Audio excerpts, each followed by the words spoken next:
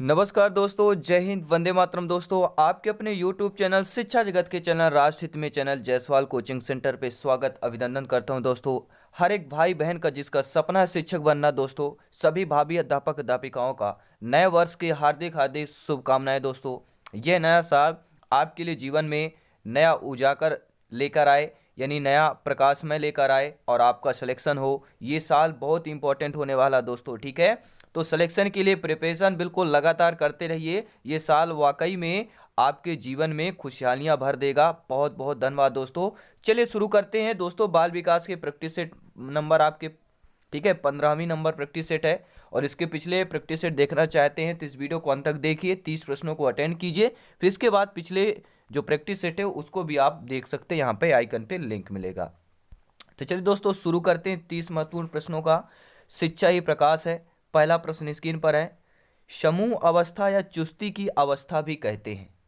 समूह अवस्था, चुस्ती की अवस्था भी कहते हैं शैशवावस्था को, बाल्यावस्था को, प्रौढ़ावस्था को या किशोरावस्था को। तो दोस्तों किस अवस्था को जो है चुस्ती और समूह की अवस्था कहलाती है, ठीक है। जितने मेरे भाई बहन आंसर जानते हैं नीचे कमेंट बॉक्स में आंसर बता देना है। सही जवाब आ चुका है कि समूह अवस्था या चुस्ती की अवस्था किसे कहते हैं, तो वह आपके बाल्यावस्था को कहते हैं, ठीक है दोस्तों। समूह की अवस्था और चुस्ती की अवस्था आपके बाल्यावस्था को कहा जाता है।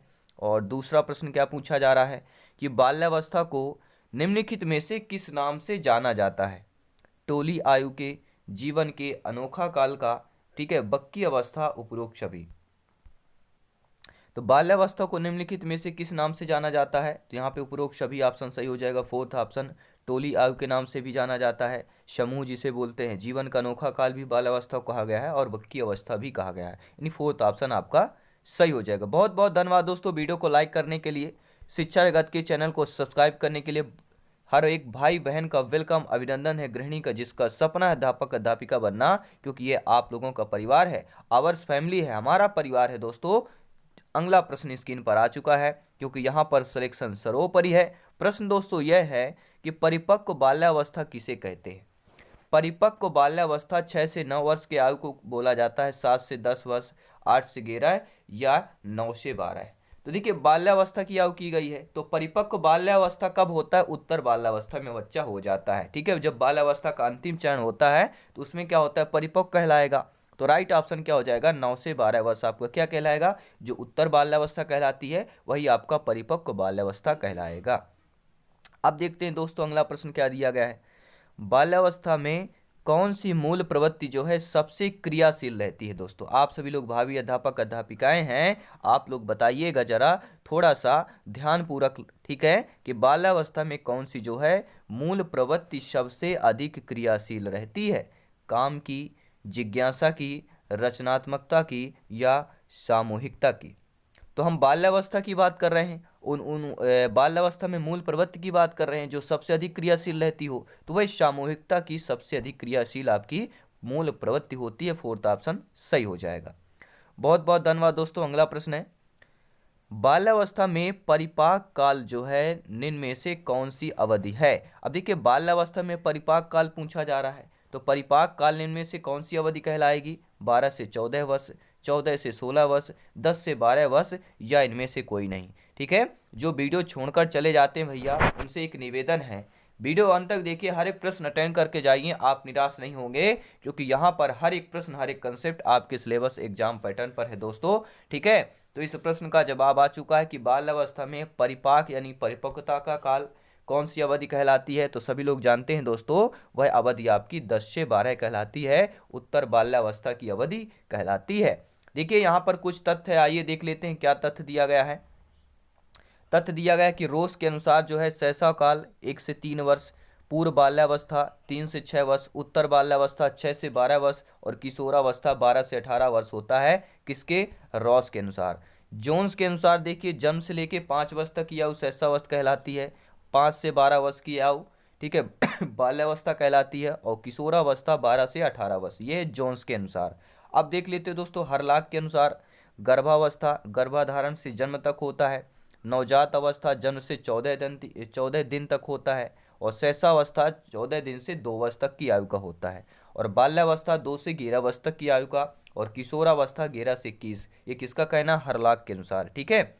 और समान वर्गीकरण देखा जाए, अब अधिकांश विद्वान जो है समान वर्गीकरण को ही मानते हैं। जैसे मैंने बताया था कि समान वर्गीकरण 3 भागों में बांटा गया है, ठीक, इसलिए मैंने आपको बताया था एक प्रैक्टिस सेट में, वहाँ पे कमेंट्स आ रहा था कि सर 4 होंगे, ठीक है, लेकिन यहाँ पर हम वहाँ पे ऐसा नहीं दिया गया था। इस विज्ञान के मत के अनुसार यहाँ पर सीधा साधारण पूछा गया था, इसलिए बताया कि समान वर्गीकरण जो है, अधिकांश विद्वान समान वर्गीकरण को क्या मानते हैं? 3 ही आपकी अवस्थाएं मानते हैं। ठीक है। शैशवावस्था जन्म से 6 वर्ष मानते हैं, और बाल्यावस्था 6 से 12, और किशोरावस्था 12 से 18 वर्ष की आयु तक माना जाता है। अब देखते हैं दोस्तों छठवां प्रश्न। उम्मीद है यह कंसेप्ट आपको बहुत अच्छा लगेगा। बाल्यावस्था में बालकों को साहसिक यात्राओं की रोमांचकारी कहानियां सुनाने से उनमें क्या होता है? आप सभी लोग भावी अध्यापक अध्यापिकाएं ये बताइए, जब बालक बाल्यावस्था में होते हैं तो बालक को साहसिक यात्रा की रोमांचकारी कहानी सुनाने में उनमें आज्ञा एवं अनुशासन के गुण उत्पन्न होते हैं, भय के संवेग समाप्त होते हैं, उत्साह का संचार होता है, या आनंद की भावना विकसित होती है? आप सभी लोग ज्ञानी हैं, सर्वज्ञ हैं, और इसका जवाब अभी तक आप लोगों ने दे दिया होगा कि बाल्यावस्था को साहसिक यात्राओं की रोमांचकारी कहानियां सुनाने में उनमें क्या होता है? उत्साह का संचार होता है। तीसरा ऑप्शन सही हो जाएगा।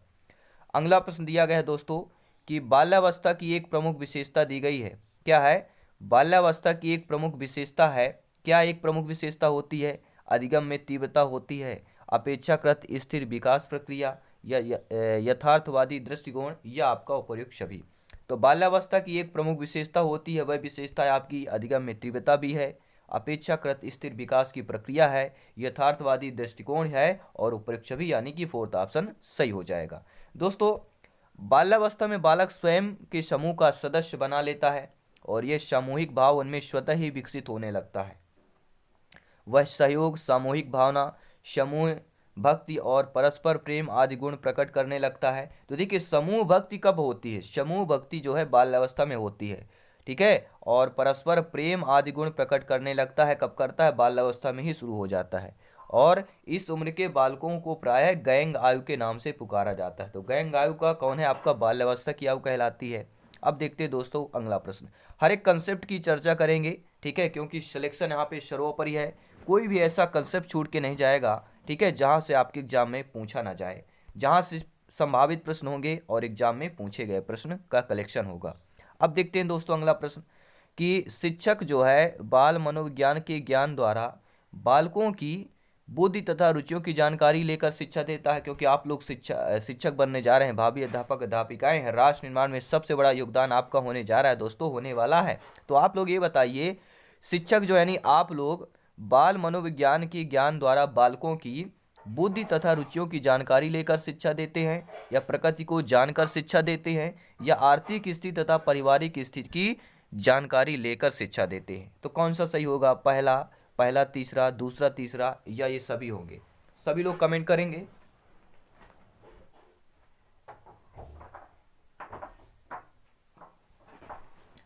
तो फाइनली दोस्तों जवाब आ चुका है, आंसर क्या है? सभी लोग कमेंट करें। बहुत बहुत धन्यवाद दोस्तों कमेंट करने के लिए, अपना अपना आंसर देने के लिए। राइट ऑप्शन जाएगा दोस्तों, ये सभी हो जाएंगे, ठीक है। शिक्षक बाल मनोविज्ञान के ज्ञान द्वारा बालकों की बुद्धि तथा रुचियों की जानकारी लेकर शिक्षा देता है, कि बालक की बुद्धि कैसी है, उसकी रुचि किसमें है, उसके अनुसार आप लोग शिक्षा देते हैं, ठीक है। प्रकृति को जानकर शिक्षा देते कि यहाँ की प्रकृति और कल्चर कैसा है, और आर्थिक स्थिति तथा पारिवारिक स्थिति की जानकारी को लेकर शिक्षा देते हैं, ठीक है। तो आपका ये भी क्या है? आर्थिक स्थिति तथा पारिवारिक स्थिति की जानकारी लेकर शिक्षा देते हैं। देखिए आर्थिक स्थिति तो यहाँ पे मायने नहीं रखता, लेकिन पारिवारिक स्थिति, ठीक है। लेकिन हम क्या बात कर रहे हैं? देखिए स्थिति का मतलब क्या होता है? हम बात कर रहे हैं बाल मनोविज्ञान की बात कर रहे हैं, इसलिए ये ऑप्शन आया। वैसे आर्थिक तो निगेटिविटी माना जाता है पेडागोजी में, ठीक है। आर्थिक स्थिति जो है निगेटिविटी माना जाता है, लेकिन आपका यहाँ पर फोर्थ ऑप्शन हो जाएगा अकॉर्डिंग टू क्वेश्चंस। अब देखते हैं दोस्तों अगला प्रश्न। बाल मनोविज्ञान का अध्ययन निम्नलिखित में से किसके लिए सर्वाधिक आवश्यक है? माध्यमिक शिक्षा के लिए, विश्वविद्यालय के शिक्षक के लिए, प्राथमिक शिक्षक के लिए, या उपरोक्त सभी के लिए? तो इस तो सिंपल साधारण सा प्रश्न है भैया, कि जब भी हम बाल मनोविज्ञान की बात करते हैं और इसके अध्ययन की बात करते हैं, तो जो सर्वाधिक आवश्यक होगा वह प्राथमिक शिक्षक के लिए होगा, यानी आप लोगों के प्राइमरी लेवल के टीचर के लिए होगा, अध्यापक अध्यापिका के लिए होगा। तीसरा ऑप्शन सही हो जाएगा। दोस्तों आप लोग जानते होंगे वर्तमान समय में यदि शिक्षक को अपने कार्य में सफल होना है तो उसे बाल मनोविज्ञान का ज्ञान जो है, जैसे उनकी वृद्धि, विकास, सीखने की प्रक्रिया, समायोजन की योग्यता के बारे में समझ होना चाहिए। वह छात्रों की शिक्षा संबंधी विशिष्ट कठिनाइयों को पहचान सके तथा उपचारात्मक शिक्षण देने की कुशलता रखता हो। इसीलिए पेडागॉजी में सारी चीज़ें सम्मिलित की जाती हैं। अब देखते हैं अगला प्रश्न।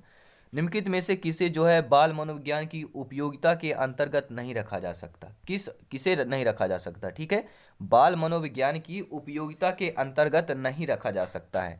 बालक के भविष्य के बारे में पूर्व कथन में सहायक या बाल निर्देशन में सहायक, शिक्षक की आर्थिक प्रगति में सहायक। देखिए, जब भी शिक्षक के आर्थिक में बात की जाए, ठीक है, बालक और बालिका की बात की जाती है तो वहाँ पे थोड़ा, ठीक है, पॉजिटिव वर्ड आ जाता है, लेकिन शिक्षक के, क्योंकि शिक्षक जो होता है दोस्तों आर्थिक प्रगति में, शिक्षक के बारे में अगर बात की जाता है, निगेटिविटी आपका होता है ऑप्शन, नेगेटिव ऑप्शन कहलाएगा। तो इसके अंतर्गत जो है क्या है, मनोविज्ञान की उपयोगिता नहीं रखा जा सकता। किसके अंतर्गत? शिक्षा की आर्थिक प्रगति के सहायक के अंतर्गत।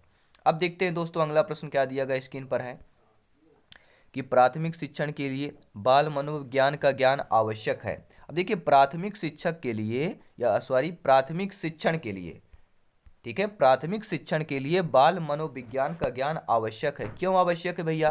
क्योंकि यह बच्चों को अनुशासित बनाने में सहायक है, क्योंकि यह परीक्षा के परिणाम में उन्नति होती है, क्योंकि यह बच्चों को अभिप्रेरित करने के लिए सुविधाजनक तरीका बन जाता है, क्योंकि यह बच्चों के व्यवहार को समझने में शिक्षक की सहायता करता है। तो प्राथमिक शिक्षण के लिए दोस्तों बाल मनोविज्ञान का ज्ञान जो आवश्यक होता है, क्योंकि दोस्तों यह बच्चों के व्यवहार को समझने में शिक्षक की सहायता करता है। अब देखते हैं दोस्तों अगला प्रश्न। बाल्यावस्था में विकास को छद्म परिपक्वता का समय किसने कहा? रॉस ने, जेम्स ड्रेवर ने, जीन पियाजे जी ने, या एन.आर. भाटिया ने?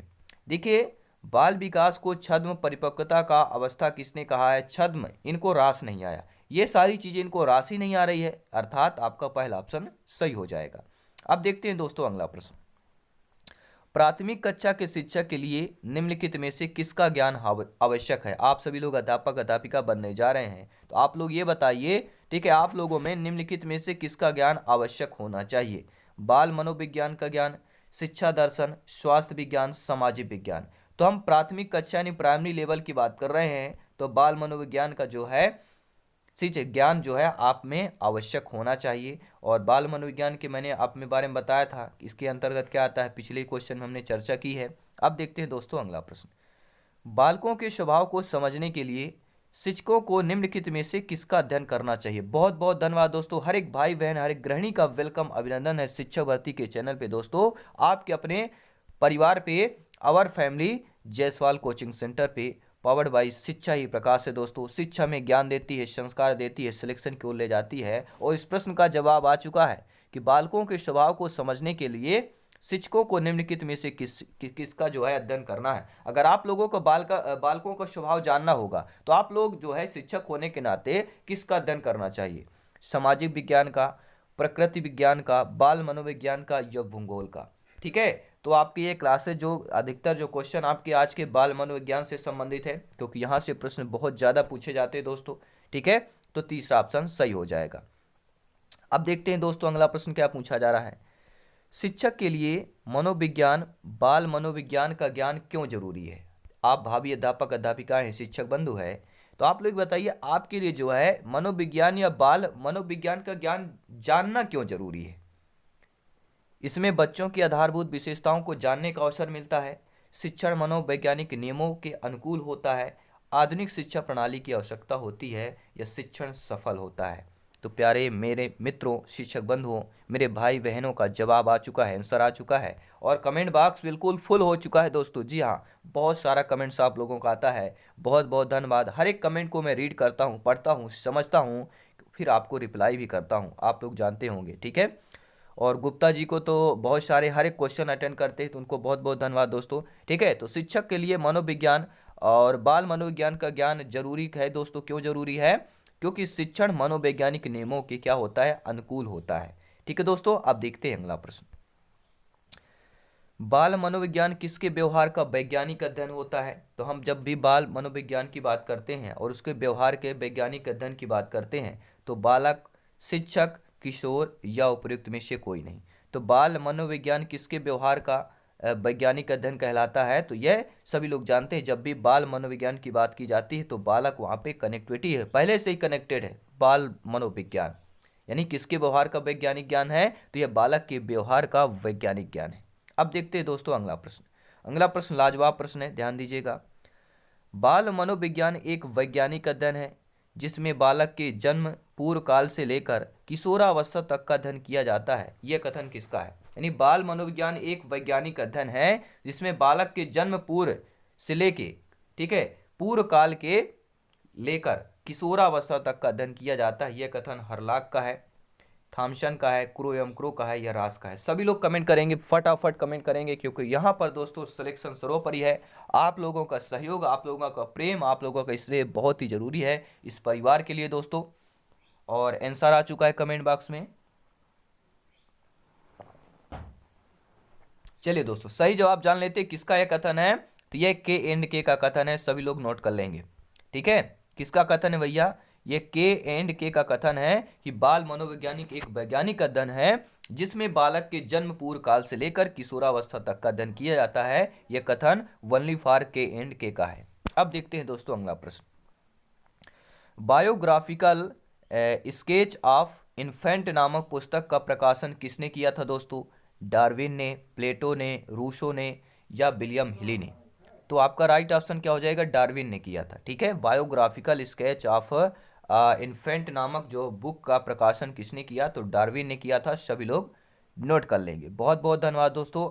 अब देखते हैं अगला प्रश्न कि प्रथम बाल निर्देशन केंद्र किसके द्वारा खोला गया था? प्लेटो, विलियम हिली, डार्विन, रूसी? प्रथम बाल निर्देशन केंद्र किसके द्वारा खोला गया? फटाफट कमेंट आ चुका है। प्रथम बाल निर्देशन केंद्र किसके द्वारा खोला गया था प्यारे मित्रों?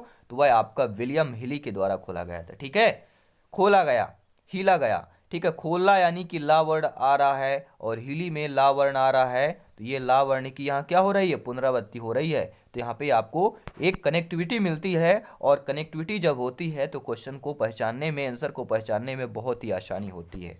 अब देखते हैं दोस्तों अगला प्रश्न।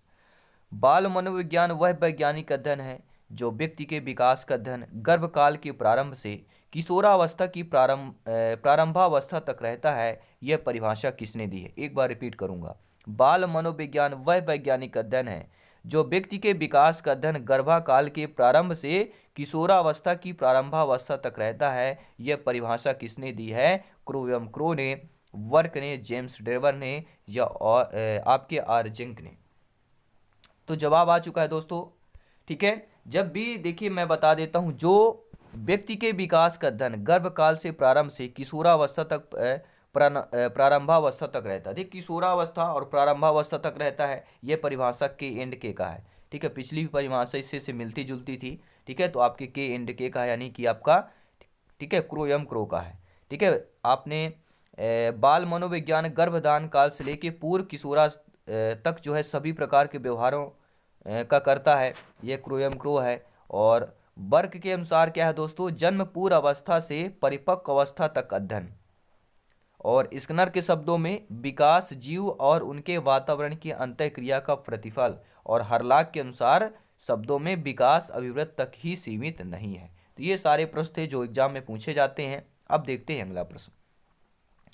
बाल मनोविज्ञान मनोवैज्ञानिक की वह शाखा है जिसमें जन्म से परिपक्व अवस्था तक विकसित हो रहे मानव का अध्ययन किया जाता है। यह परिभाषा किसने दी है? तो बाल मनोविज्ञान वह मनोवैज्ञानिक दोस्तों शाखा है जिसमें जन्म से परिपक्व अवस्था तक विकसित हो रहे मानव का अध्ययन किया जाता है। यह परिभाषा देने वाले वल्ली वन फार आपके ड्रेवर हैं। सभी लोग नोट कर लेंगे। ठीक है, क्या दोस्तों? जेम्स ड्रेवर बाल मनोविज्ञान बालक की जो है जन्म से लेकर परिपक्वता तक के सभी व्यवहारों का अध्ययन करता है। और स्किनर के शब्दों में विकास जीव और उसके वातावरण की अंतःक्रिया का प्रतिफल है। और हरलाक के शब्दों में विकास अभिवृत्ति तक ही सीमित नहीं है, इसके बजाय इसमें परिपक्वता के साथ लक्ष्य की ओर परिवर्तनों का आपका प्रगतिशील क्रम जो है निहित रहता है।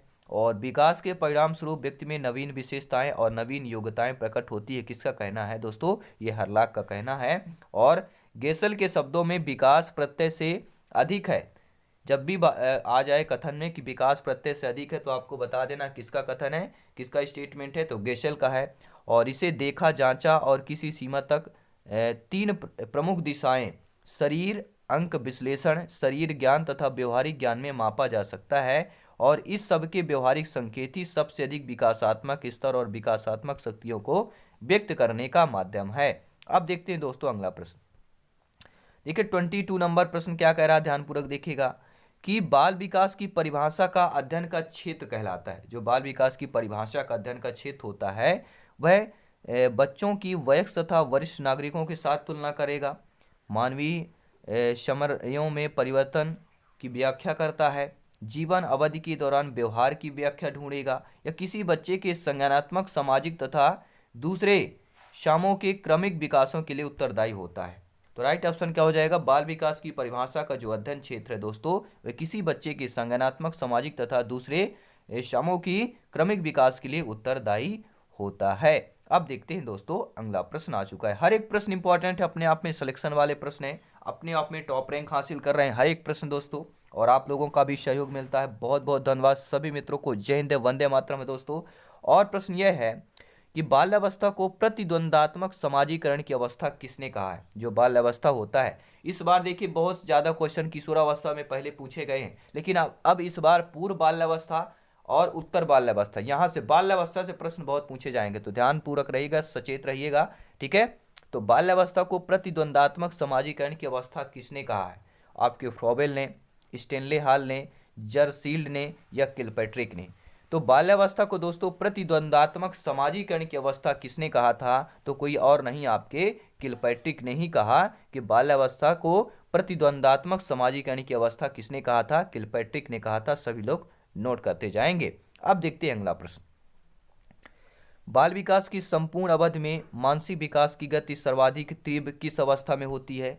दोस्तों बाल विकास की संपूर्ण अवधि में मानसिक विकास की गति जो है सर्वाधिक तीव्र किस अवस्था में होती है? आपके शैशवावस्था में, किशोरावस्था में, बाल्यावस्था में, प्रौढ़ावस्था में। तो किस अवस्था में होती है दोस्तों? तो शैशवावस्था में सबसे ज़्यादा होती है, ठीक है। बाल विकास के संपूर्ण अवधि में मानसिक विकास की गति सर्वाधिक तीव्र जो है किस अवस्था में होती है? तो वह आपके शैशवावस्था में होती है।